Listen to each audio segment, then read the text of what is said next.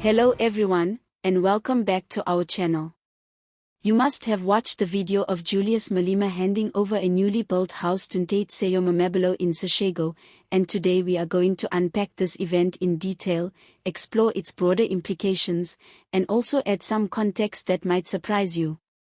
The ceremony was more than just a handover, it was a symbolic moment that reflects the economic freedom fighters' continued effort to address housing inequality in South Africa, while also sending a message about the kind of governance they aspire to deliver. The house handed over to Ntate Mamabolo is not your average dwelling. It is spacious, well-designed, and part of a broader plan to establish sustainable human settlements. These settlements aim to provide residents not only with decent homes but also with access to basic services, including electricity, water, and sanitation. This is a clear signal from the EFF that they intend to demonstrate practical governance, even in areas where local government structures have historically struggled. What makes this story interesting is the context surrounding Seshego and the broader Limpopo province. Many residents in this area have long dealt with overcrowding, informal settlements, and infrastructure challenges. By delivering a house like this, the EFF is making a statement. They intend to confront historical inequalities head-on. But it also raises questions: can this model be scaled up, and will it be sustainable in the long term? We've seen political parties make promises before, but implementation has often lagged behind. The EFF's approach appears different because they are actively showing tangible results to the public. Now, let's dig a little deeper into the political significance. Julius Malema has been clear that housing is not just a matter of bricks and mortar, it's about dignity, stability, and economic freedom. A house gives people a foundation from which to build their lives. It provides a sense of security that many South Africans have lacked for decades. By linking housing provision directly to the EFF's governance model, Malema is positioning his party not only as a political force but as a movement capable of delivering concrete change. Of course, this event also provides fodder for political commentary. Critics may argue that handing over a single house is a symbolic gesture rather than a systemic solution. Some may point out that national housing challenges are vast, and the EFF still has to prove that this initiative can be replicated across provinces with varying socio-economic challenges. Others might raise questions about funding, resource allocation, and potential political motivations behind the timing of such events. But regardless of these debates, the visual impact of a family receiving a quality, new home cannot be understated. It resonates emotionally, particularly in communities where housing insecurity has been a daily struggle. Let's also talk about the broader housing landscape in South Africa. Decades of apartheid-era spatial planning left deep scars. Many townships were deliberately underserviced, pushing Black South Africans into overcrowded areas far from economic opportunities. Post-apartheid governments have made progress, but the pace has often been slow.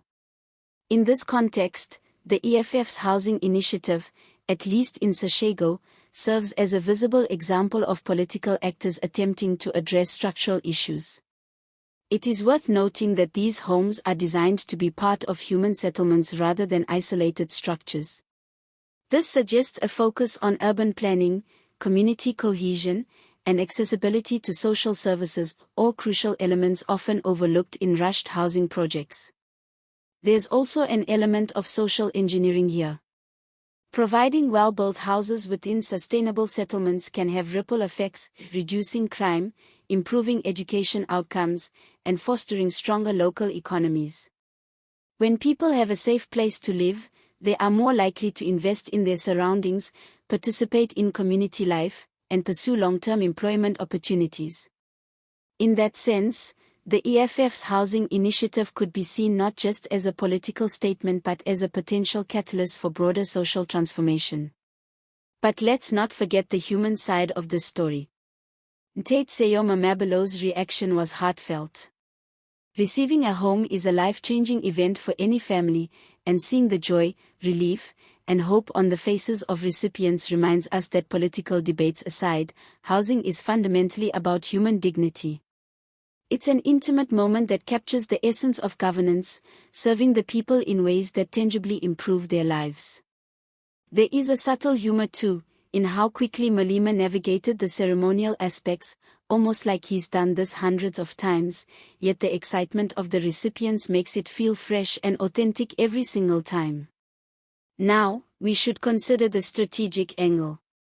This handover is likely part of a broader political narrative as the EFF gears up for future local government elections. By showcasing tangible delivery, the party can claim credibility and competence in areas traditionally dominated by other political parties. It's a classic combination of service delivery and political messaging, but done in a way that is visually impactful and emotionally resonant. There's also an important discussion to be had about sustainable settlements. The EFF's promise to ensure these homes are part of well-planned communities with access to basic services is ambitious.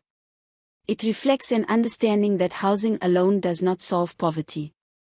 Access to electricity, water, sanitation, roads, and social amenities is essential for creating thriving communities. The success or failure of this initiative could hinge on whether these additional services are delivered efficiently. For viewers watching this, the takeaway is clear: housing is not just a political talking point. It's about equity, access, and dignity. The Seshego handover serves as a microcosm of the larger struggle for adequate housing across South Africa. It highlights both the potential for political actors to make a real difference and the ongoing challenges that require sustained attention, resources, and innovative thinking. Before we wrap up, let's reflect on the wider implications. Initiatives like these can spark healthy competition among political parties to deliver for citizens. They also shine a light on systemic inefficiencies, encouraging policymakers to focus on results rather than rhetoric. And while critics may remain skeptical, there's no denying that seeing a family move into a new, quality home is a powerful image, one that connects politics with everyday life in a way that is immediate and relatable. So, if you've enjoyed this analysis, don't forget to like the video, subscribe to the channel, and leave your thoughts in the comments. Do you think the EFF can scale this housing model across the country? Could sustainable settlements be the key to addressing long-standing housing issues? Or is this more symbolic than transformative? We want to hear your perspective. That's it for today. See you next time.